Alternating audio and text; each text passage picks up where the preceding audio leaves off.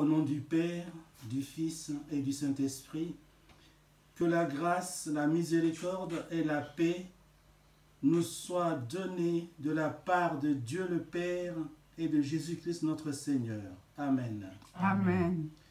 Mes frères et sœurs, dimanche passé, nous avons étudié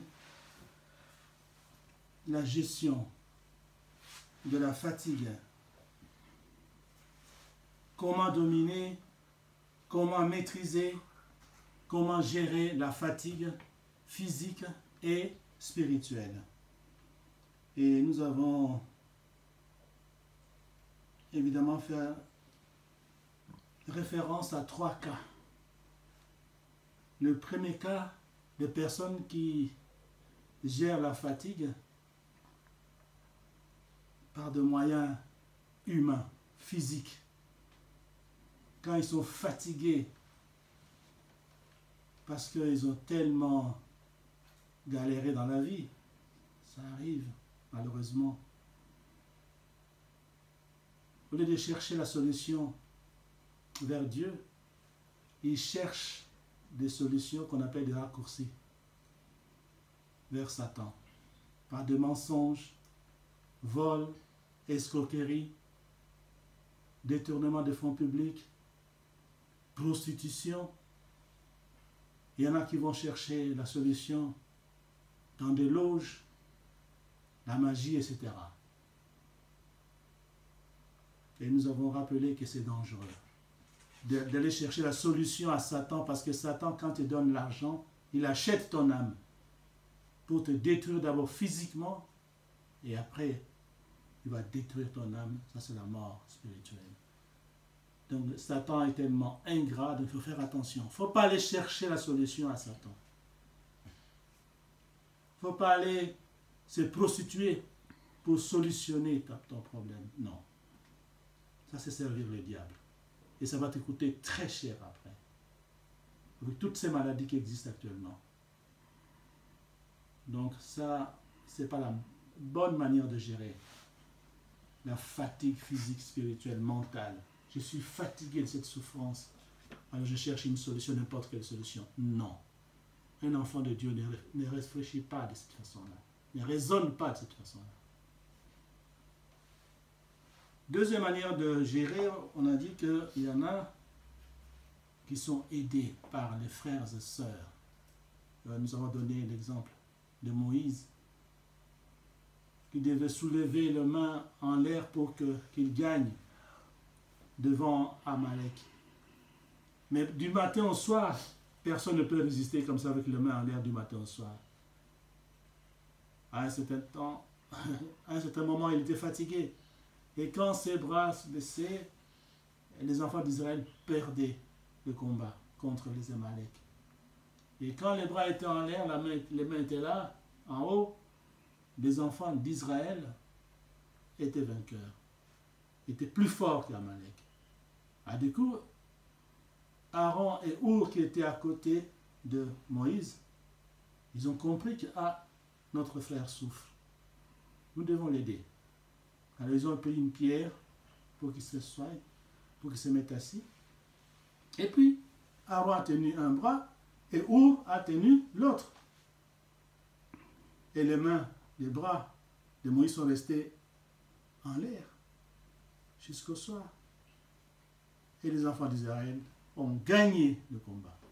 Parce que Aaron et Our ont aidé Moïse de façon que ses mains soient toujours en l'air. Voilà. Et nous, c'est pareil. Ok? Nous devons observer les frères, les sœurs. Et quand un frère, une sœur est en difficulté, nous formons une famille. Aidons ce frère, aidons cette sœur. Physiquement, en associant Dieu, parce que Aaron et Our ont aidé Moïse, mais avec Dieu au centre. Suivons cet exemple-là. Aidons nos frères et sœurs. Comme je dis, physiquement, en mettant Dieu au centre, et même spirituellement, par des prières. C'est la Bible qui nous demande cela. Priez les uns pour les autres. Ça, c'est le deuxième cas. Quand je suis en difficulté, je peux faire appel à mes frères et sœurs pour qu'ils m'aident.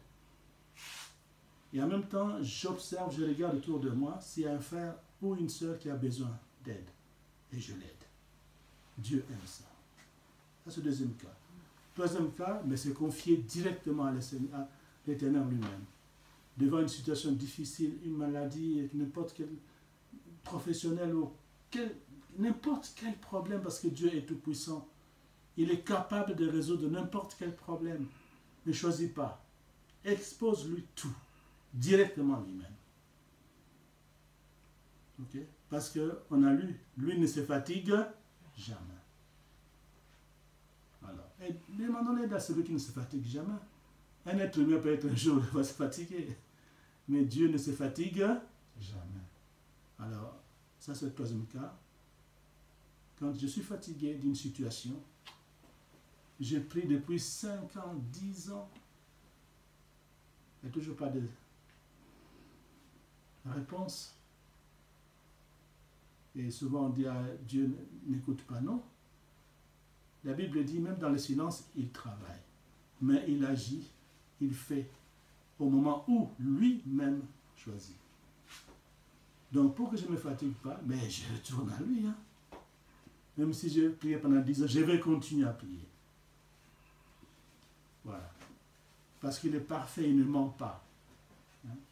Il a dit tout ce que nous lui demanderons en son nom, il le fera. Donc, tant que je n'ai pas la solution, je continuerai à prier. Ok? Ça, c'est très important. Même Jésus lui-même, quand il est passé sur terre, quand il a prié pour la coupe, il a prié 3 fois en répétant la même chose. Première fois, il est revenu voir les apôtres. Vous êtes fatigués, vous ne pouvez pas prier avec moi, ne faites qu'une heure. Deuxième fois, il a prié encore la deuxième fois en répétant la même chose. Et troisième fois, vous voyez, même Dieu, il a répété 3 fois. Et nous alors.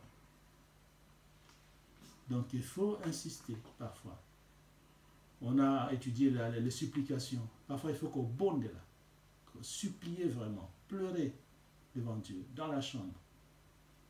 Voilà, ça c'est le troisième cas. Et je vous ai donné mon avis. Hein. Moi, le premier cas, non, pas ça. Solution humaine, féticheur, machin, c'est pas une bonne solution. Ça, c'est pas pour les enfants de Dieu. Ok? Nous, c'est à partir de la deuxième solution. Demander l'aide ou aider les frères et sœurs. Ok, mais avec Dieu au centre. Et puis la troisième solution, la meilleure, demander directement l'aide à lui-même, Dieu, le Père, au nom de Jésus-Christ. Voilà, ça c'était le rappel de ce que nous avons vu la fois passée. Alors aujourd'hui, mes bien-aimés, nous allons parler de la maîtrise de soi. La maîtrise de soi. C'est quoi la maîtrise de soi? Mais la maîtrise de soi est la faculté de contrôler et maîtriser différents éléments de l'être humain. Maîtriser, contrôler différents éléments de l'être humain. Cette maîtrise de soi est naturelle, développée, bien, donc naturellement développée chez certaines personnes, n'est-ce pas, qui contrôlent bien leur comportement. Par contre, la maîtrise de soi fait défaut à plusieurs personnes, la plus grande partie même. Mais attention, la maîtrise de soi dont nous allons parler aujourd'hui n'est pas du tout naturelle. N'est pas du tout naturelle. Ce n'est pas de cette maîtrise de soi-là que nous allons parler. Ok? D'où notre thème, selon la Bible, qu'est-ce que nous devons faire pour avoir la maîtrise de soi? Pour contrôler, maîtriser tous les éléments, n'est-ce pas, de l'être humain. Et bien aimé, le monde dans lequel nous vivons, quand on observe bien, on suit la télé, les réseaux sociaux, etc., il est plein, dans le monde est plein en ce moment de suggestions. Le monde est plein de bonnes et de mauvaises suggestions. Plein de personnes qu'on appelle, vous êtes au courant, influenceurs, influenceuses. Je ne sais pas si vous êtes au courant. Hein, ils sont des personnes qui ont réussi dans leur vie, dans certains domaines. Enfin, il y en a qui sont des sportifs de haut niveau, il y en a qui sont des musiciens connus dans le monde, il y en a qui sont des acteurs, des actrices connues. Et les marques Adidas, etc., Dior, tout ce que vous connaissez, les grandes marques, utilisent ces personnes-là pour influencer, inciter les gens sur les nets à acheter. Et il y en a qui se disent pour autre chose, bonne ou mauvaise, sur les réseaux sociaux. Et on les appelle, ça c'est vraiment moderne, c'est du moment ça, des influenceurs ou influenceuses. Ok? Ils sont pleins sur Facebook, YouTube, Instagram, les réseaux sociaux, WhatsApp, etc. Ils sont là-dedans. Et puis le monde est plein de manipulateurs. Alors le monde devient vraiment difficile, très difficile. Je suivais un reportage sur la chaîne I24 News en Israël, même aux États-Unis aussi. Il y a des gens qui sont coincés, tellement influencés par les influenceurs. Ils veulent acheter, ils achètent n'importe comment. Et ils se sont retrouvés avec des dettes qui ne finissent plus. Des crédits permanents, des crédits revolving.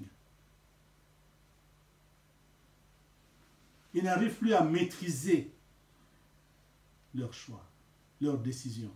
Ils achètent, influencés par les influenceurs. Ces gens-là, d'après les journalistes, il y en a qui vont mourir, ils ne sauront pas rembourser leurs dettes. Aux États-Unis, il y en a qui ont 20 cartes de crédit. Donc en un jour, il peut se retrouver avec, s'il prend par exemple 5 000 $ ici, 100 000 $ en un jour. Et maintenant pour rembourser, comment tu vas rembourser? Dette sur dette. Ils s'en sortent plus. C'est ce qui se passe actuellement. Dans les pays pauvres, on est au courant aussi. Notamment à RDC, j'ai entendu parler de Banque Lambert. Je ne sais pas si vous avez entendu parler de ça. Donc les gens ne s'en sortent plus. Parce qu'il faut apprendre à maîtriser la vie. Voilà pourquoi, mes frères, nous allons vraiment étudier la maîtrise de soi aujourd'hui. Parce que même nous chrétiens, quand on n'est pas solide dans la foi, ce n'est pas évident d'avoir la maîtrise de soi. Trop de suggestions, les influenceurs, trop de manipulateurs.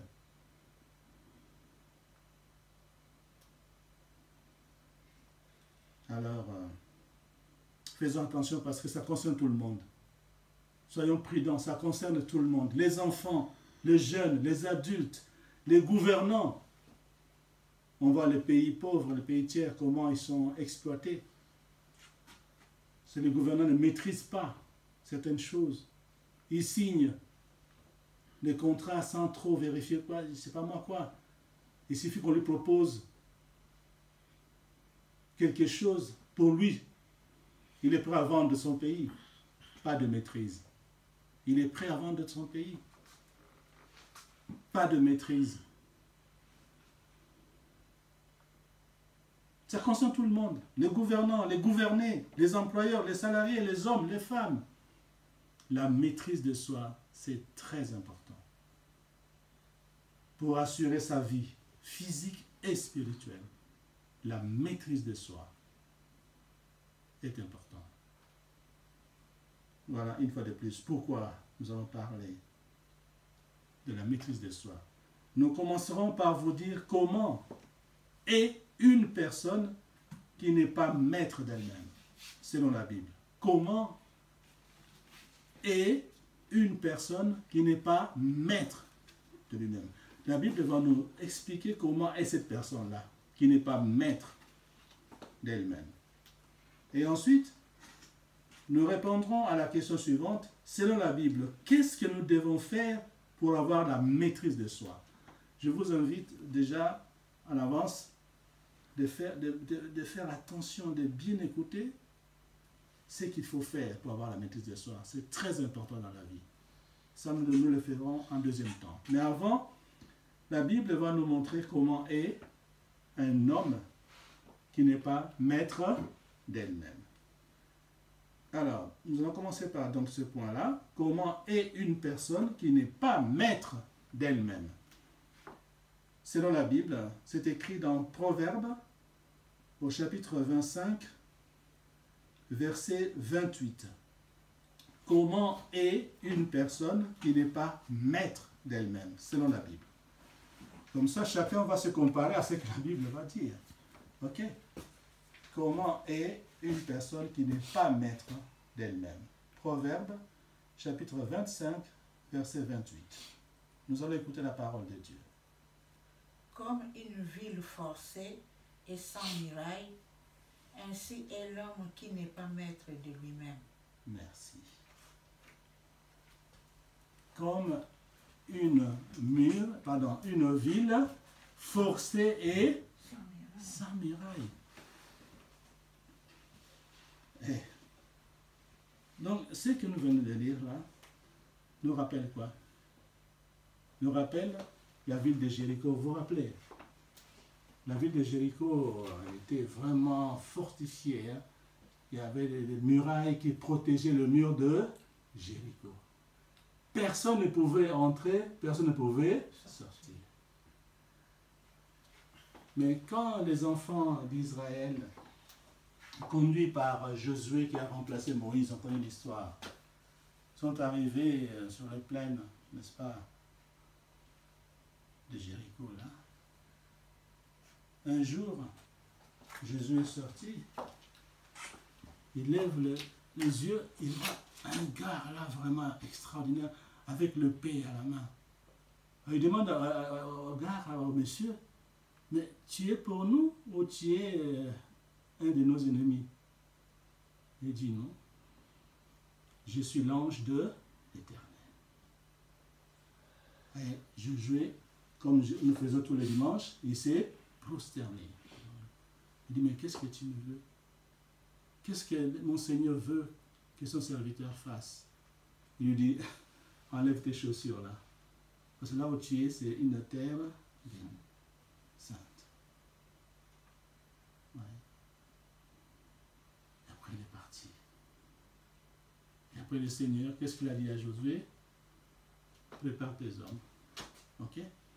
Vous allez faire des tours autour de Jéricho. Parce qu'il a dit, je livre Jéricho et son roi entre ta main. L'Éternel qui dit ça à Josué. Je livre Jéricho et son roi entre ta main. Mais tu vas faire des tours, toi, tes hommes de guerre, et ton peuple, tout ça, et les sacrificateurs. Vous allez faire des tours pendant 6 jours, un tour tous les jours, les 6 premiers jours. Mais le 7e jour, vous ferez 7 tours. Et après, les sacrificateurs, 7 sacrificateurs vont sonner la trompette. 7 sacrificateurs. Et quand ils vont sonner la trompette, le peuple tout entier, ils vont lancer des grands cris. Et vous verrez, le mur de Jéricho va tomber. Mais avant que le mur ne tombe, personne ne pouvait entrer, personne ne pouvait sortir. Mais quand le mur est tombé, eh bien, les enfants d'Israël sont entrés et puis ils ont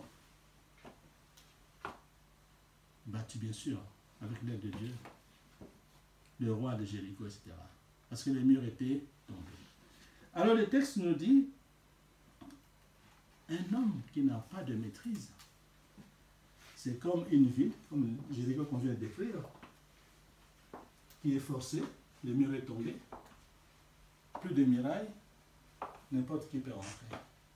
Un homme qui n'est pas protégé, qui n'est pas sous la bénédiction de Dieu, qui vit n'importe comment, qui fait n'importe comment, qui est influencé par n'importe qui qui est manipulé par n'importe qui ne connaît pas le vrai chemin, qui est Christ, qui ne connaît pas la vérité, qui est Christ. Cet homme-là, n'importe quelle pensée peut l'influencer. Nous avons étudié déjà les pensées, vous vous rappelez?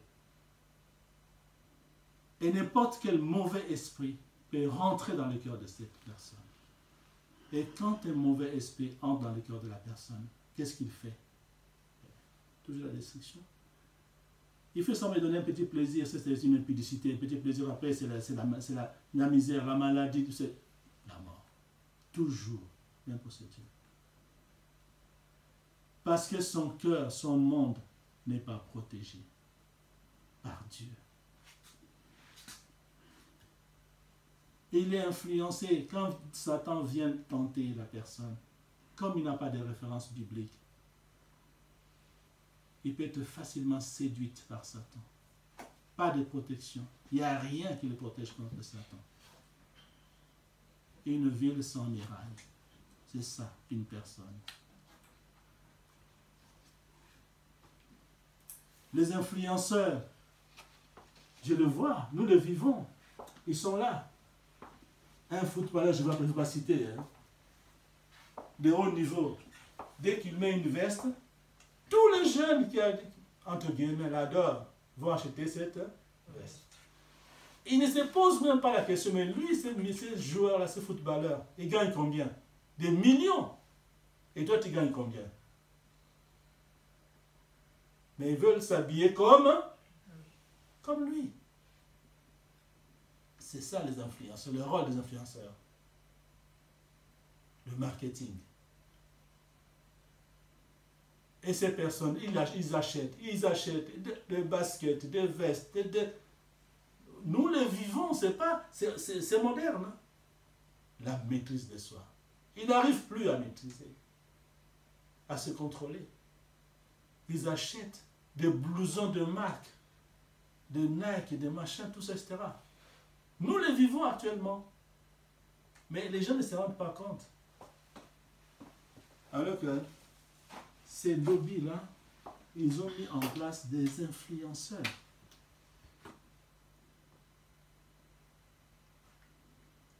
Et ces influenceurs, ils sont payés très cher. Toutes les publicités qu'ils font, ils sont payés vraiment très cher. Mais les jeunes, les adultes, les hommes, les femmes qui n'ont pas la maîtrise de soi, ben ils se laissent influencer par ces influenceurs, ces influenceuses. Et ils achètent, et ils achètent, et ils achètent. Vous rentrez dans leur chambre, oh là là. Tu te demandes quand est-ce qu'ils vont mettre tous ces habits-là, toutes ces chaussures. Quand? Pas de maîtrise de soi. Il veut s'habiller comme les stars. Mais les stars ont des millions. Toi, tu n'as pas de millions.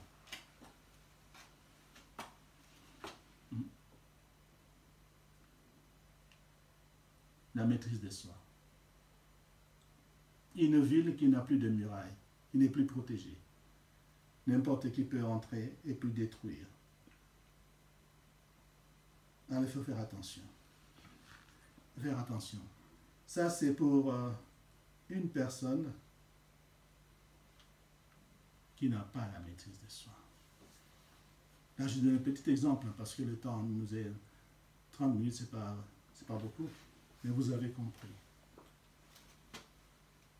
Donc, il ne faut pas se laisser influencer. Alors, pour ne pas se laisser influencer, il faut savoir comment avoir la maîtrise de soi. Et c'est le deuxième point. Comment avoir la maîtrise de soi? Alors, pour avoir la maîtrise de soi, il y a beaucoup de choses à faire. Évidemment, c'est comme le joueur. Hein, pour devenir professionnel, il faut s'entraîner, il faut des entraînements, il faut des entraînements. Vous allez voir qu'il y a des choses difficiles, mais ne voyez pas ces choses-là. Ne les traitez pas sous un angle physique, hein, physiquement. On ne les traite pas physiquement. Non, non, non, non. Il faut prier. Okay? Vous allez voir, ce sont des choses parfois. Humainement, c'est difficile d'arriver à faire tout ça. Mais c'est avec l'aide de l'Esprit Saint. Il faut prier pour arriver à faire ce que nous allons apprendre. Voilà. comment faire selon la Bible pour avoir la maîtrise de soi. Okay.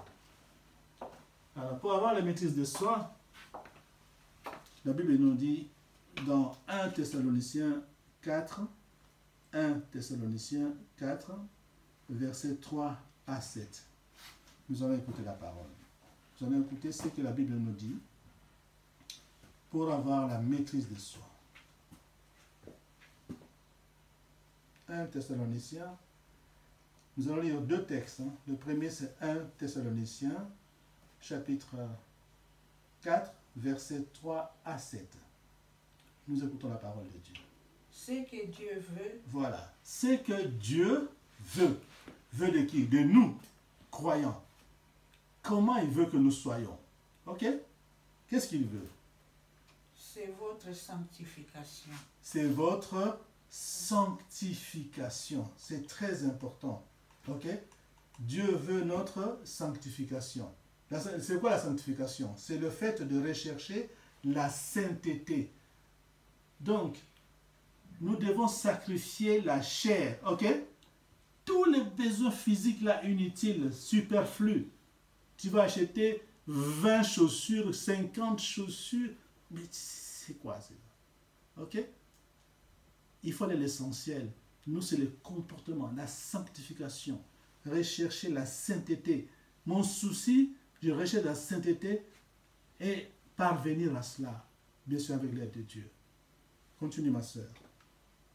C'est ce que vous vous absteniez de l'impudicité. Impudicité. Ok?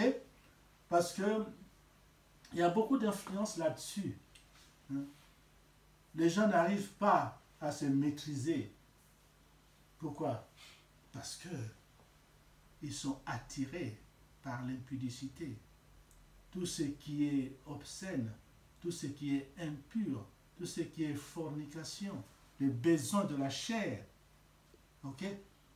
Pour avoir la maîtrise, il faut arriver à contrôler cela.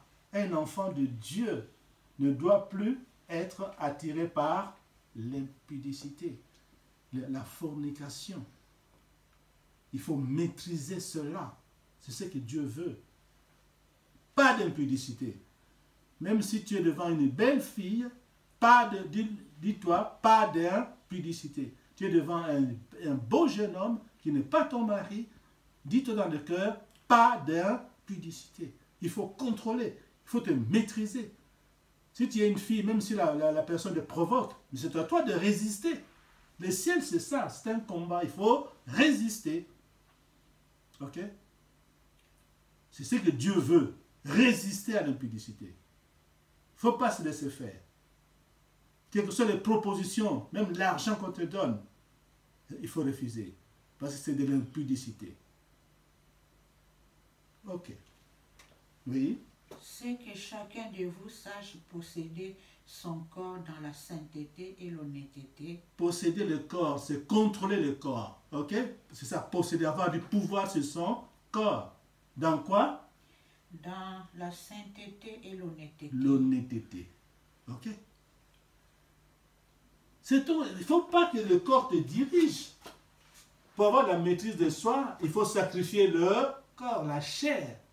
C'est toi qui dois décider. Et ce n'est pas le corps qui va décider. Il faut avoir le pouvoir sur le corps pour que ce corps-là que Dieu m'a donné vive dans la sainteté et dans l'honnêteté. C'est à moi de le faire. Je dois décider. Ce n'est pas aux autres de décider pour moi. Ce n'est pas aux influenceurs, aux manipulateurs. Je dois prendre le contrôle de mon corps. Oui. Sans vous livrer à une convoitise passionnée comme font les païens qui ne connaissent pas Dieu. Mais voilà. Convoitise passionnée. Je vous rappelle encore, convoitise, désir de posséder et de jouir d'une chose qui ne t'appartient pas. Kolula, biloula, lula. Non. Pour avoir la maîtrise de soi, il ne faut pas avoir ces défauts-là. Convoiter. Biloula, lula. C'est pas bon. Envier la femme d'autrui, c'est pas bon. Envier l'homme d'autrui, c'est pas bon. Ça, c'est le païen qui ne connaissent pas Dieu qui font ça.